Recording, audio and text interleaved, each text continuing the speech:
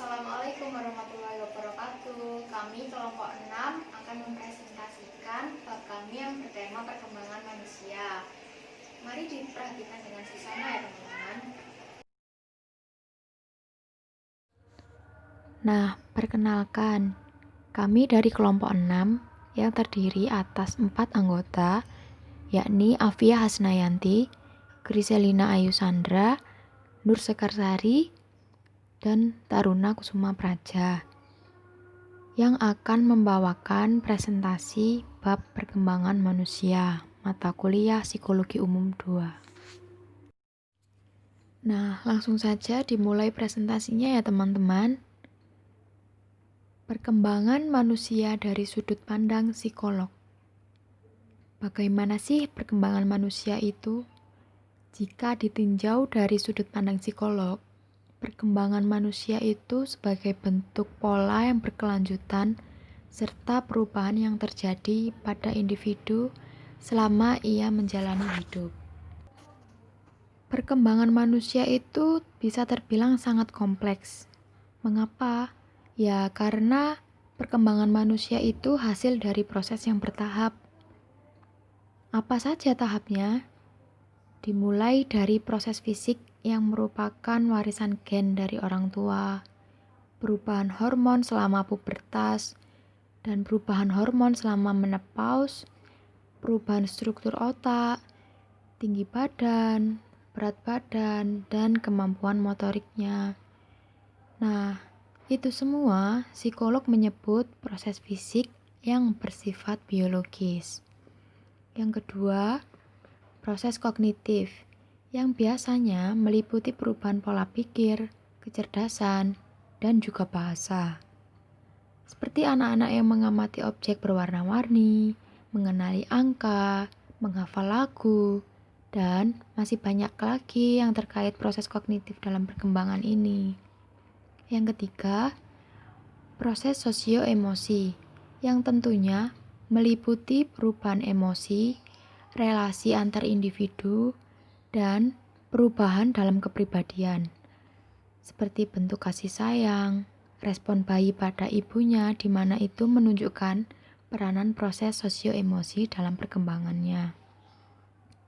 Nah, setelah kita mengetahui 3 proses-proses dari perkembangan manusia, perlu diketahui bahwa proses fisik, proses kognitif, dan proses sosio-emosional saling berkaitan satu sama lain.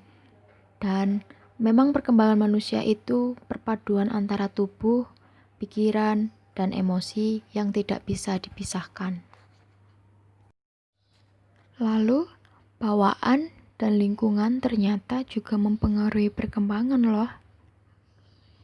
Para psikolog memang sepakat bahwa perilaku kompleks yang memiliki warisan gen menyebabkan individu cenderung berkembang ke arah tertentu. Tapi, perkembangan yang sesungguhnya itu tergantung pada apa yang dialami dalam lingkungannya. Jadi, pengaruh lingkungan itu bisa seperti pola asuh, dinamika keluarga, circle pertemanan, bagaimana lingkungan sekolahnya, dan bagaimana kualitas masyarakat di sekitarnya. Oleh karena itu, perkembangan sebaiknya tidak dipahami hanya dari bawaan atau lingkungan saja, tapi perkembangan itu hasil dari interaksi antar keduanya. Nah, dalam pembahasan kali ini, kelompok kita akan menjelaskan bagaimana perkembangan manusia dimulai dari masa kanak-kanak hingga masa lansia, yang dimana mencakup satu persatu dari proses fisik, kognitif, dan juga sosio-emosi. Perkembangan masa kanak-kanak. Perkembangan pada masa kanak-kanak adalah tahap penting yang terjadi pada kehidupan manusia, karena pada masa kanak-kanak inilah dibentuk sebuah karakter yang akan melekat hingga sang anak beranjak dewasa. Perkembangan masa kanak-kanak dimulai dengan perkembangan prenatal. Perkembangan prenatal terjadi ketika sel sperma memasuki ovum atau sel telur. Hal tersebut dinamakan pembuahan. Perkembangan prenatal dibagi menjadi 3 masa. Yang pertama yakni masa germinal. Masa ini terjadi pada minggu ke-1 hingga minggu ke-2, berawal dari sel telur yang dibuahi, lalu setelah 1 minggu mulai ada pembelahan sel sebanyak 100 hingga 150 sel. Pada akhir minggu kedua, kumpulan sel-sel menempel pada dinding rahim. Yang kedua, masa embrionik. Masa ini terjadi pada minggu ke-3 hingga minggu ke-8. Pada masa ini, pembelahan sel meningkat dan mulai terbentuk awal-awal organ seperti mata, jantung, serta awal tangan dan kaki. Pada minggu selanjutnya, mulai terbentuk pula saluran syaraf. Pada masa ini, kebanyakan wanita belum menyadari jika dirinya hamil. Yang ketiga, masa fetal. Masa ini terjadi pada bulan kedua hingga bulan ke-9. Pembentukan organ mulai matang, otot-otot mulai bergerak, rambut-rambut tipis mulai tumbuh, dan seiring berjalannya waktu, organ-organ mulai berfungsi. Pada bulan 7-9, janin akan mengalami penambahan berat dan panjang. Terdapat beberapa hal yang mengancam keselamatan janin, yakni salah satunya ketika sang ibu sedang mengandung, ia mengonsumsi zat-zat kimia berbahaya seperti alkohol. Sehingga ketika masa persalinan sang bayi akan memiliki resiko yang berbahaya, seperti lahirnya prematur, berat badan lahir yang rendah, cacat fisik, masalah pernapasan, hingga kematian. Perkembangan fisik pada masa kanak-kanak. Yang pertama, refleks. Sejak lahir, manusia sudah dilengkapi dengan sejumlah refleks yang aktif secara genetika, seperti cara menelan, berkedip, dan menguap. Pada bayi, biasanya timbul beberapa refleks seperti menggenggam apapun yang menyentuh ibu jarinya. Namun, hal tersebut akan hilang beberapa bulan setelah dilahirkan. Yang kedua, keterampilan motorik dan persepsi. Dalam waktu 12 bulan, bayi akan mampu untuk duduk tegak, berdiri, membungkuk, dan mulai berjalan. Pada tahun kedua biasanya mengalami peningkatan, terutama pada aktivitas berlari dan memanjat. Seorang anak akan secara berkelanjutan mengordinasikan gerakan mereka dengan informasi yang dirasakan melalui indera, guna mempelajari keseimbangan, meraih benda-benda, serta bergerak dalam permukaan dan tempat yang berbeda-beda. Yang ketiga, perkembangan otak. Pada masa kanak-kanak, di dalam otak terjadi proses mielinisasi, yakni proses menyelubungi akson dengan sel lemak yang dimulai sejak prenatal dan berlanjut sampai kelahiran. Selain itu, terjadi pula peningkatan secara tajam hubungan antar sinaps. Dari usia 3 hingga 6 tahun, pertumbuhan yang paling cepat terjadi di wilayah lobus frontal, yang bertugas sebagai perencanaan tindakan baru. Perkembangan kognitif pada masa kanak-kanak. Menurut teori kognitif Piaget, terdapat 3 tahap. Yang pertama yakni tahap sensori motorik, yang berlangsung sejak lahir hingga usia 2 tahun. Pada tahap ini, bayi membangun pemahaman atas dunianya dengan menyelaraskan pengalaman sensori seperti melihat dan mendengar dengan tindakan motoriknya. Yang kedua, tahap praoperasional, terjadi pada usia 2 hingga 7 tahun. Penggunaan simbol seperti kata-kata atau gambar-gambar untuk mewakili dunianya. Selain itu, pemikiran anak-anak pada tahap ini masih egosentrisme, yakni ketidakmampuan untuk membedakan sudut pandang diri sendiri dan sudut pandang orang lain. Yang ketiga, tahap konkret operasional, yang terjadi pada usia 7 hingga 11 tahun. Salah satu kemampuan penalaran pada tahap ini ialah kemampuan seorang anak untuk mengkategorisasikan benda-benda ke dalam satu kelompok yang sama dan melihat hubungan di antaranya. Perkembangan sosio-emosional pada masa kanak-kanak. Yang pertama, menurut teori Erikson, trust versus mistrust terjadi pada usia 1,5 tahun pertama. Trust dibentuk ketika kebutuhan dasar bayi terpenuhi. Autonomy versus shame and doubt terjadi pada usia 1,5 sampai 3 tahun. Anak akan mulai menemukan keinginannya sendiri. Apabila anak terlalu dibatasi, maka mereka akan membangun rasa malu atau ragu. Inisiatif versus guilt terjadi pada usia 3-5 tahun. Anak akan diberikan tanggung jawab, maka mereka bisa memunculkan sifat inisiatif. Akan tetapi, jika anak tidak diberikan tanggung jawab, maka mereka akan membangun guilt atau perasaan bersalah. Industry versus inferiority dimulai dari usia 6 hingga masa awal remaja. Pada tahap ini, anak-anak akan mengarahkan energinya untuk menguasai pengetahuan. Akan tetapi, jika mereka gagal, mereka akan memunculkan perasaan inferior. Yang kedua, kelekatan pada masa bayi. Kenyamanan sentuhan adalah bagian penting dari proses kelekatan. Bayi biasanya menggunakan ibu atau pengasuhnya sebagai tempat berlindung yang aman untuk menjelajahi lingkungannya. Yang ketiga, pola asuh. Ada beberapa macam pola asuh yang dapat diterapkan oleh orang tua kepada anak. Sikap pola asuh yang positif dapat membantu anak untuk mengendalikan emosi mereka dan dapat meningkatkan moral sang anak. Masa adolescence atau masa remaja adalah masa transisi antara anak-anak menuju dewasa. Masa ini dimulai pada usia 10-12 tahun dan selesai pada usia 18-21 tahun menurut Papalia. Perkembangan fisik pada masa remaja. Terjadi perubahan atau perkembangan yang signifikan, terutama pada masa awal remaja. Perkembangan fisik pada masa remaja meliputi yang pertama adalah perubahan pubertas. Perubahan fisik yang disebabkan oleh pubertas dapat dilihat dari tulang-tulang yang mulai membesar dan kematangan seksual. Pada remaja laki-laki dapat ditandai dengan tumbuhnya kumis dan terjadinya mimpi basah. Sedangkan pada perempuan dapat dilihat dari mulai terjadinya menstruasi. Perubahan pubertas juga mempengaruhi perubahan hormon. Terjadi peningkatan hormon testosteron yang merupakan salah satu androgen pada laki-laki dan terjadi peningkatan estradiol yang merupakan salah satu jenis estrogen pada perempuan. Selanjutnya, yang kedua adalah perubahan otak. Perubahan otak meliputi perkembangan amigdala yang merupakan bagian otak yang melibatkan emosi. Lebih lanjut lagi, terdapat juga perkembangan pada korteks prefrontal yang merupakan bagian tertinggi otak yang melibatkan penalaran dan pengambilan keputusan. Para ahli psikologi akhirnya bisa menjelaskan mengapa remaja itu sering emosi dan tidak dapat menahan emosinya tersebut. Hal tersebut dikarenakan perkembangan korteks prefrontal yang cenderung lambat dan secara bertahap berkembang sampai dewasa awal. Perkembangan kognitif pada masa remaja. Di sini juga terjadi perkembangan yang signifikan. Dan hal tersebut dapat dijelaskan dengan teori dari Piaget.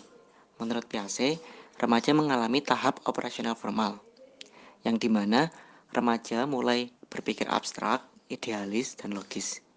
Hal tersebut dapat dilihat dari remaja mulai bisa memecahkan masalah dengan petunjuk verbal, yang dimana pada waktu anak-anak atau tahap operasional konkret perlu disajikan contoh atau gambaran yang nyata, sedangkan pada masa remaja cukup dengan petunjuk verbal saja.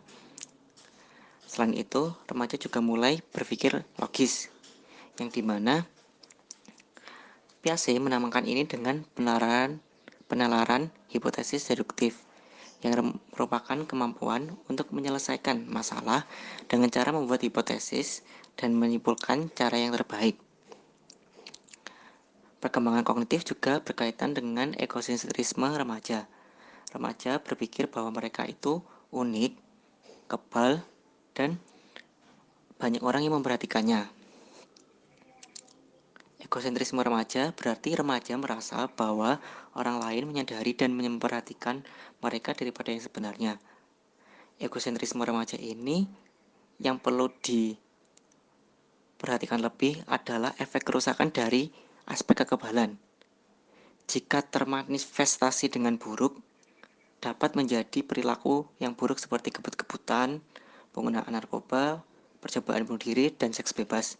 Namun jika diarahkan dengan baik akan menimbulkan rasa ingin menolong di kondisi yang berbahaya, seperti itu. Perkembangan sosial emosional pada masa remaja. Sosial emosional pada masa remaja mencakup aspek seperti hubungan dengan orang tua, relasi dengan teman sebaya, dan persahabatan. Teori yang dapat menjelaskannya yang pertama adalah teori Erik Erikson. Menurut Erik Erikson, remaja mengalami tahapan yang kelima, yaitu identity versus identity confusion pada teori psikososialnya. Pada tahapan ini, remaja akan dihadapkan dengan banyak peranan baru dan status dewasa bagi dari segi pekerjaan dan asmara. Lebih lanjut lagi, Erikson menjelaskan bahwa remaja adalah masa penangguhan yang dimana merupakan transisi antara rasa aman pada kanak-kanak dan kemandirian pada masa dewasa. Jika berhasil pada tahapan ini, maka remaja akan berhasil mencari alternatif-alternatif dan mencapai penyelesaian dari masalah ini, masalah identitas. Gagal, maka remaja akan mengalami kebingungan identitas atau identity confusion, yang dimana dapat berbentuk seperti yang pertama adalah menarik diri, mengisolir diri dari teman sebaya dan keluarga, atau meleburkan diri dengan teman sebayanya. Teori yang kedua adalah status identitas, dicetuskan oleh James Marcia, yang dimana memiliki dua dimensi identitas, yaitu eksplorasi dan komitmen, yang dimana akhirnya dua dimensi tersebut membentuk 4 macam status identitas. Yang pertama adalah identity diffusion, yang dimana individu belum mendapatkan alternatif-alternatif yang berarti dan belum membuat komitmen. Yang kedua adalah identity foreclosure, yang dimana individu sudah membuat komitmen pada sebuah identitas sebelum mencari pilihan yang lain. Yang ketiga, identity moratorium, yang dimana individu yang mencari pilihan lain namun belum membuat komitmen. Dan yang keempat, identity achievement, yang dimana individu telah mencari jalur-jalur alternatif dan membuat komitmen. Teori yang ketiga adalah identitas etnis.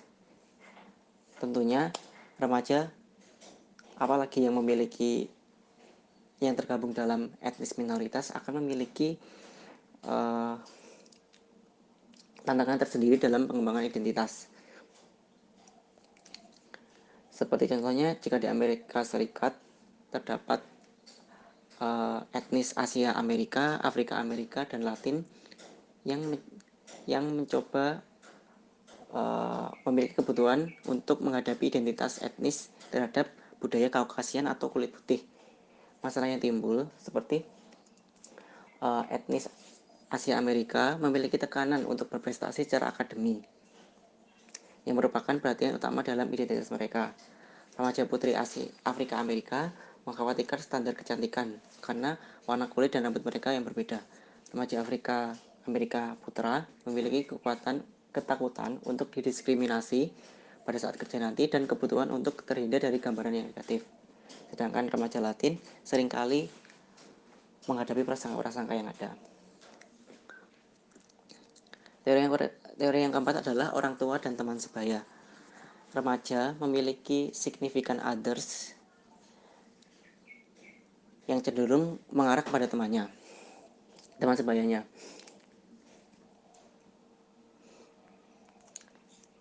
Salah satu tugas dari perkembangan yang penting untuk remaja adalah kemampuan membuat keputusan yang kompeten dengan cara yang semakin mandiri.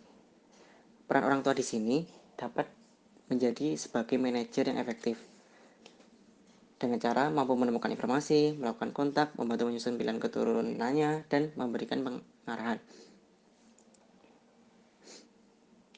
Teman sebaya adalah pihak yang menghabiskan waktu paling banyak dengan remaja, yang dimana pengaruh teman sebaya dapat menjadi positif atau negatif. Aspek kunci dalam memiliki hubungan teman sebaya yang positif adalah memiliki satu atau lebih kerabat karib. Setelah manusia melewati masa kanak-kanak dan remaja, maka manusia memasuki perkembangan pada masa dewasa dan penuaan. Terdapat 3 masa dalam perkembangan dewasa. Yang pertama, dewasa muda, umur 20-an hingga 30-an. Yang kedua, dewasa tengah, pada umur 40 sampai 50-an. Dan yang terakhir adalah dewasa akhir, pada umur 60-an hingga meninggal. Sebelum manusia memasuki masa dewasa, manusia mengalami transisi dari remaja menuju ke dewasa. Hal ini disebut dengan tumbuh dewasa.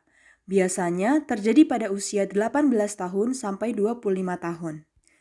Terdapat 5 tanda seseorang mengalami tumbuh dewasa. Yang pertama, pencarian identitas, terutama dalam asmara dan pekerjaan. Yang kedua, ketidakstabilan. Yang dimaksud ketidakstabilan adalah seseorang sudah memiliki keinginan untuk berpindah tempat tinggal, hidup terpisah dari orang tua, memilih pekerjaan, dan pemilihan pasangan hidup. Yang ketiga, fokus diri. Pada masa ini, individu akan lebih memperhatikan kehidupan pribadi dan fokus pada setiap kehidupan diri sendiri, sehingga pada masa ini individu kurang peduli mengenai komitmen dengan orang lain. Yang keempat, merasa berada di tengah-tengah. Pada tahap ini, individu sudah merasa bukan remaja, tetapi mereka juga belum memasuki masa dewasa. Yang terakhir yaitu masa di mana individu memiliki kesempatan untuk mengubah hidup. Maksudnya adalah individu merasa bahwa mereka memiliki rasa optimisme dengan masa depan dan juga melihat adanya kesempatan untuk mengarahkan hidup ke area yang lebih positif dan lebih baik. Perkembangan fisik pada masa dewasa. Perubahan pada dewasa awal. Biasanya, individu pada usia 20-an mengalami puncak perkembangan fisik dan kesehatan pada tubuh mereka. Tetapi, saat memasuki usia akhir 30-an, maka akan terjadi suatu penurunan kekuatan secara fisik. Pada masa ini, seringkali individu tidak menyadari kebiasaan pola hidup yang tidak sehat, sehingga hal tersebut dapat mempengaruhi keadaan fisik pada tahap-tahap selanjutnya dalam pertumbuhan dewasa dan penuaan pada manusia. Perubahan fisik pada masa dewasa tengah. Salah satu yang sangat terlihat pada usia dewasa tengah adalah penampilan. Pada usia ini, seorang akan mulai mengalami keriput pada kulit dan mengendur. Pigmentasi dari kulit akan menghasilkan noda penuaan. Rambut akan berubah menjadi abu-abu dan akan mengalami kerontokan. Hal ini dikarenakan regenerasi rambut menjadi lebih lambat dan juga reproduksi melanin menurun. Pada proses ini, seseorang akan mulai kehilangan tinggi badan karena adanya kebongkokan dan mulai mengalami penggemukan. Pada wanita, akan mengalami masa menopause, di mana seseorang wanita sudah tidak dapat melakukan reproduksi. Pada usia ini, seseorang akan rentan terkena penyakit jantung, kanker, dan obesitas. Perubahan fisik pada dewasa akhir. Pada masa ini, seseorang akan mulai membicarakan mengenai tahun-tahun terakhir dalam kehidupan mereka. Kondisi fisik akan mengalami penurunan secara drastis. Kemudian hilangnya kemampuan panca indera seperti meraba, penglihatan, dan penciuman. Kemampuan gerak menjadi terbatas. Dan menurunnya kemampuan otot pada tubuh, kehilangan gigi, dan banyak mengonsumsi obat-obatan untuk mempertahankan kondisi tubuh secara maksimal. Perkembangan kognitif pada masa dewasa. Pemikiran formal operasional yang merupakan kemampuan tertinggi dalam berpikir pada masa dewasa awal. Pemikiran yang sangat realistis dan kemampuan intelektual yang sangat kuat. Kemudian pada perkembangan dewasa tengah, menurut John Horn, terdapat kecerdasan kristal. Yang dimaksud, kumpulan informasi dan kemampuan verbal meningkat pada masa ini. Kemudian ada kecerdasan cair, di mana kemampuan bernalar abstrak menurun pada dewasa tengah. Sedangkan menurut Warner, terjadi peningkatan pada kemampuan kosakata, ingatan verbal, orientasi spasial, penalaran induktif, dan terjadi penurunan pada kemampuan numerik dan kecepatan penginderaan. Sedangkan pada perkembangan masa dewasa akhir, kemampuan yang mengalami penurunan adalah kecepatan mengolah data, menurunnya ingatan, dan menurunnya recall untuk pengetahuan umum secara luas. Dan kemampuan yang mengalami peningkatan ialah kebijaksanaan dan pengetahuan mengenai praktek dalam kehidupan. Otak pada manusia juga bisa mengalami penuaan, sama halnya dengan fisik.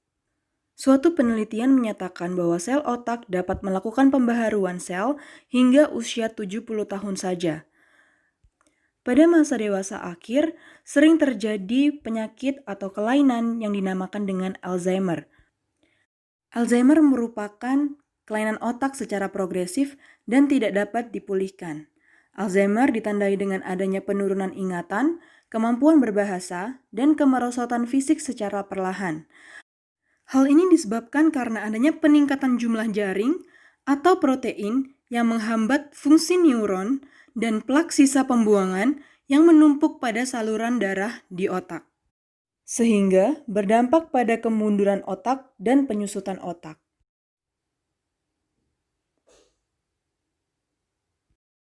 Perkembangan sosioemosi pada masa dewasa menurut tahap perkembangan Erikson, manusia telah memasuki tahap ke-6, yaitu intimacy versus isolation. Pada masa dewasa awal, menjalin hubungan intim dengan lawan jenis atau menemukan separuh bagian diri pada lawan jenis. Pada dewasa tengah, membantu generasi muda untuk mengembangkan kehidupan yang lebih bermakna. Pada dewasa akhir, mengevaluasi hidupnya dan merasakan kepuasan dalam menjalani kehidupannya. Yang kedua mengenai pernikahan, pola asuh, dan masa dewasa. Pernikahan dianggap sebagai tahapan akhir dari masa dewasa. Pernikahan yang berhasil merupakan buah dari adanya keinginan untuk merawat, menghargai, saling melihat satu sama lain, mengalah, dan menyelesaikan konflik bersama-sama. Pada pernikahan remaja akan cenderung mengalami perceraian, sedangkan pernikahan pada usia 20-an cenderung bertahan lebih lama. Pola asuh merupakan cara utama untuk memenuhi tantangan generasi, karena keterlibatan orang tua akan mempengaruhi kehidupan anak di masa mendatang. Kemudian ada krisis parubaya. Di sini seseorang memiliki kecemasan mengenai kehidupan yang sudah tidak lama lagi dan merasa bahwa banyak kejadian yang negatif. Mereka akan mulai memahami atau memaknai kembali kehidupan-kehidupan yang telah mereka lalui. Mereka juga akan cenderung mengalami kesendirian akibat ditinggal oleh pasangan hidupnya. Aspek sosio-emosi pada masa penuaan yakni dengan cara memaksimalkan pengalaman emosional yang lebih positif. Psikologi positif dan penuaan. Mencapai penuaan yang positif merupakan hal yang mungkin dilakukan dengan melakukan kegiatan hidup yang lebih sehat seperti berhenti merokok, tidak mengonsumsi minuman beralkohol, berolahraga, menjaga berat badan, dan pernikahan yang stabil membuat masa dewasa akhir bisa menjadi lebih bahagia. Lalu setelah mengetahui perkembangan pada masa anak-anak, remaja, dewasa, hingga mencapai penuaan, sebenarnya apa sih arti dari perkembangan manusia yang telah mencapai suatu kematangan? Menurut George Valiant dan Kenneth Mukamal tahun 2001, kematangan dapat ditinjau dari ragam kualitas yang diasosiasikan dengan penuaan yang berhasil. Salah satu keberhasilan yang paling kuat dalam penuaan yakni tetap aktif secara fisik. Contohnya, rajin berolahraga sebagai upaya menjaga pola hidup agar tetap sehat. Penelitian telah menunjukkan bahwa kebahagiaan semakin meningkat bersamaan dengan bertambahnya usia.